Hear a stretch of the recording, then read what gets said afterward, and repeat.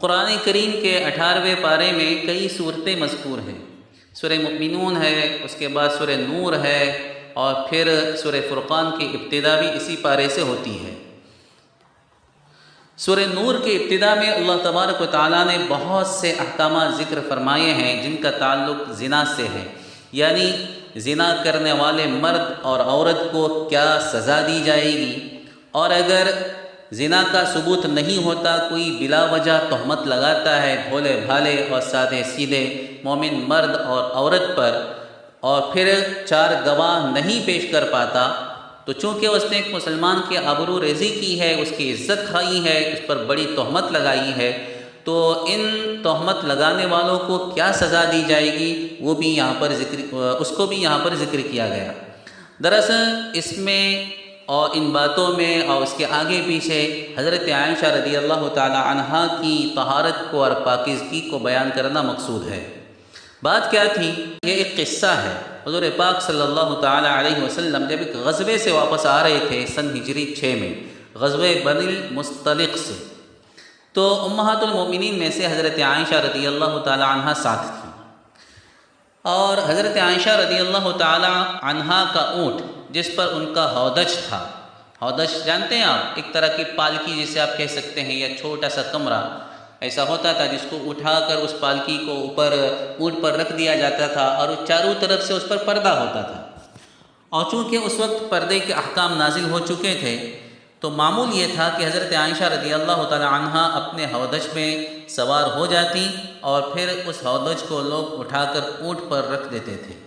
غزوے سے فراغت پر حضور پاک صلی اللہ تعالی علیہ وسلم مدینہ طیبہ کی طرف واپس ہو رہے تھے کہ یہ قصہ پیش آیا کہ ایک منزل میں قافلہ ٹھہرا، اور آخر شب میں، مطلب فجر سے پہلے روانگی کی بات تھی، یعنی حضور پاک صلی اللہ علیہ وسلم نے اعلان کرایا کہ سفر شروع کرنا ہے۔ رات میں ٹھہرے تھے اور فجر سے پہلے ٹھنڈے وقت میں آپ نے سفر شروع کیا۔ چنانچہ اعلان کیا گیا کہ قافلہ روانہ ہونے والا ہے، لوگ اپنی اپنی ضروریات سے، حاجات سے فارغ ہو جائیں۔ حضرت عائشہ صدیقہ رضی اللہ تعالی عنہا بھی قضاء حاجت کے لیے جنگل کی طرف تشریف لے گئی۔ وہاں پر اتفاق سے آپ کا ہار ٹوٹ کر گر پڑا، تو اس کی تلاش میں دیر ہو گئی۔ چنانچہ جب وہاں سے واپس ہوئی تو دیکھا کہ قافلہ کوچ کر چکا ہے اور میدان خالی پڑا ہے۔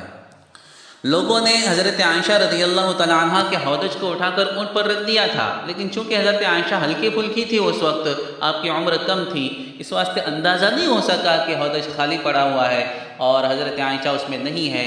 بہرحال قافلہ سفر کر گیا، اور حضرت عائشہ جب قضاء حاجت سے واپس آئی، دیکھا کہ میدان خالی پڑا ہوا ہے۔ آپ وہیں پر بیٹھی رہی، یہ گمان کر کے کہ جب حضور پاک صلی اللہ علیہ وسلم کو پتہ چلے گا تو آپ دوبارہ کسی کو تلاش میں بھیجیں گے یا آپ خود آ جائیں گے۔ چنانچہ وہیں پر آپ بیٹھی رہ گئیں، اور نیند کا غلبہ ہو گیا تو وہیں پر آپ کی آنکھ لگ گئی۔ حضور پاک صلی اللہ تعالی علیہ وسلم کے ایک صحابی تھے، حضرت صفوان بن معطل۔ ان کا کام ہی یہ تھا، حضور نے ان کو اس خدمت پر مامور کیا تھا کہ وہ قافلے کے پیچھے رہا کریں، اور قافلہ روانہ ہونے کے بعد اگر کوئی چیز گری پڑی رہ جائے تو اس کو لے کر آئیں۔ چنانچہ وہ پیچھے تھے، دیکھا دور سے کہ کوئی آدمی سویا ہوا ہے، قریب پہنچے دیکھا حضرت عائشہ ہے۔ پردے کا احکام نازل ہونے سے پہلے آپ دیکھ چکے تھے حضرت عائشہ کو، تو پہچان لیا، آپ کی زبان سے انا للہ و انا الیہ راجعون نکلا۔ یہ کلمہ حضرت عائشہ کے کان میں پڑا تو ان کی آنکھ کھل گئی۔ بہرحال حضرت صفوان نے حضرت عائشہ کو اپنے اونٹ پر سوار کرایا، اور خود اونٹ کی نکیل پکڑ کر آگے آگے چل دیے، یہاں تک کہ قافلے میں پہنچ گئے۔ کچھ لوگوں کی آپ پر نظر پڑی، تو ان میں عبداللہ ابن ابی، جو بڑا خبیث قسم کا منافق تھا اور حضور پاک صلی اللہ علیہ وسلم کا پکا دشمن تھا، اس نے بھی دیکھ لیا، اس کو بھی یہ بات پتہ چل گئی، تو اس کے ہاتھ گویا ایک بات لگ گئی، اور اس کمبخت نے واحد تباہی بکنا شروع کیا، اور حضرت عائشہ کی شان میں گستاخی کر دی، اور بعض بھولے بھالے سادے سیدھے مسلمان بھی اس کی سنی سنائی اس بات کا تذکرہ کرنے لگے، اور اس نے حضرت عائشہ پر گویا تہمت لگائی۔ سچے پکے صحابہ میں سے 2-3 سادے سیدھے مسلمان بھولے بھالے صحابہ بھی اس کی باتوں میں آ گئے، اور انہوں نے بھی گویا اس چیز کو بیان کرنا شروع کیا۔ جب یہ خبر اور ان منافقین کی لگائی ہوئی یہ تہمت حضور پاک صلی اللہ تعالیٰ علیہ وسلم کے کانوں تک پہنچی تو آپ کو بہت سخت صدمہ پہنچا۔ ظاہر بات ہے حضرت صدیقہ عائشہ رضی اللہ عنہا کو تو صدمہ پہنچنا ہی تھا، لیکن عام مسلمانوں کو بھی بڑی تکلیف ہوئی اور بہت ہی رنج و غم کا ماحول رہا۔ تقریباً 1 مہینے تک یہی قصہ چلتا رہا۔ اسی عرصے میں حضرت عائشہ بیمار ہو گئیں۔ حضور پاک صلی اللہ علیہ وسلم عام دنوں میں جیسے التفات فرماتے تھے ان دنوں میں ویسے التفات نہیں رہا۔ حضرت عائشہ کو تو خبر بھی نہیں تھی اس واقعے کی پہلے۔ بہرحال حضرت عائشہ حضور سے اجازت لے کر اپنے والدین کے گھر چلی گئی، تب جا کر آپ کو پتہ چلا کہ اس طرح کے الزامات آپ پر لگائے جا رہے ہیں۔ تو مائی عائشہ فرماتی ہے کہ میری ایک عجیب کیفیت تھی۔ فرماتی ہے کہ ان دنوں میری آنکھوں میں نیند کا سرما نہیں لگا۔ مطلب یہ کہ میری آنکھوں سے گویا نیند رٹ گئی تھی اور دن رات میری آنکھیں بہتے ہی رہتی تھی۔ بخاری شریف میں یہ قصہ بڑی تفصیل کے ساتھ مذکور ہے، جس میں حضرت عائشہ رضی اللہ عنہا نے اپنے درد و غم کو بڑے عجیب انداز میں بیان فرمایا ہے۔ بہرحال 1 مہینے کے بعد اللہ تبارک و تعالیٰ نے قرآن کریم میں سورہ نور کے ابتدائی آیات کو نازل فرمایا اور اس میں یہ ذکر کیا گیا جو حقیقی گنہگار ہوتے ہیں یعنی زانی مرد اور زانی عورتیں، ان کی سزا کیا ہوگی، اور جو کسی بھولے بھالے سادے سیدھے مسلمان پر جھوٹی تہمت لگاتے ہیں اور اس پر گواہ نہیں پیش کر پاتے تو پھر ان کی سزا کیا ہوگی۔ اور پھر قرآن کریم نے حضرت عائشہ رضی اللہ تعالی عنہا کی برات اور پاکیزگی کا اظہار فرمایا۔ میرے بھائیوں، اس سے پہلے بھی بہت سارے لوگوں پر الزامات لگے تھے۔ حضرت یوسف پر گناہ کا الزام لگا تو گھر کے ایک چھوٹے سے بچے نے آپ کی پاکیزگی اور طہارت کو بیان کیا۔ حضرت مریم پر بھی زنا کی تہمت لگائی گئی تو ایک چھوٹے سے بچے یعنی حضرت عیسیٰ نے دودھ پیتے چھوٹے سے بچے نے 2 دن کے 4 دن کے بچے نے آپ کی طہارت اور پاکیزگی کی گواہی دی۔ مائی عائشہ پر بھی تہمت لگائی گئی گناہ کی، تو آپ کی طہارت کو اور آپ کی پاکیزگی کو خود اللہ نے آسمان سے بیان فرمایا اور قیامت تک کے لیے رہتی دنیا تک ان آیات کی قرآن میں تلاوت کی جائے گی جن میں حضرت عائشہ کی طہارت کو اور پاکیزگی کو بیان کیا گیا ہے۔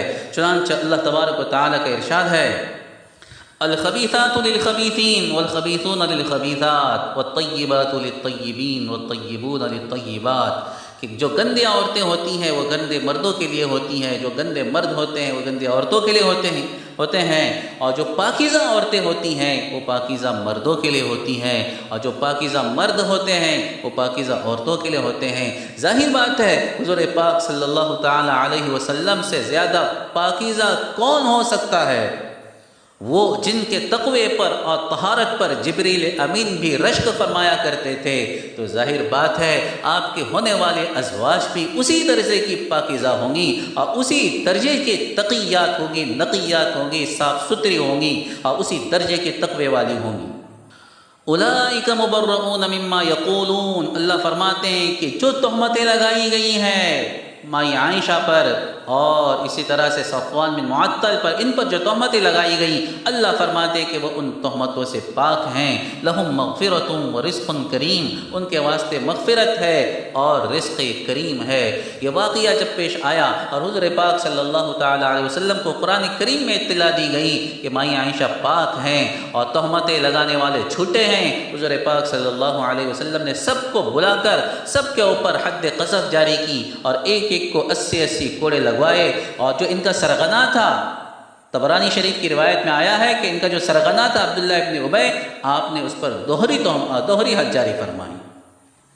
اللہ جزائے خیر دے مائی عائشہ رضی اللہ تعالی عنہا کو کہ آپ کے طفیل امت کو کیسے کیسے احکامات ملے ہیں اور کتنا علم اور کتنے فتاوے آپ کے ذریعے سے امت میں پھیلے ہیں۔ وآخر دعوانا الحمد للہ رب العالمین۔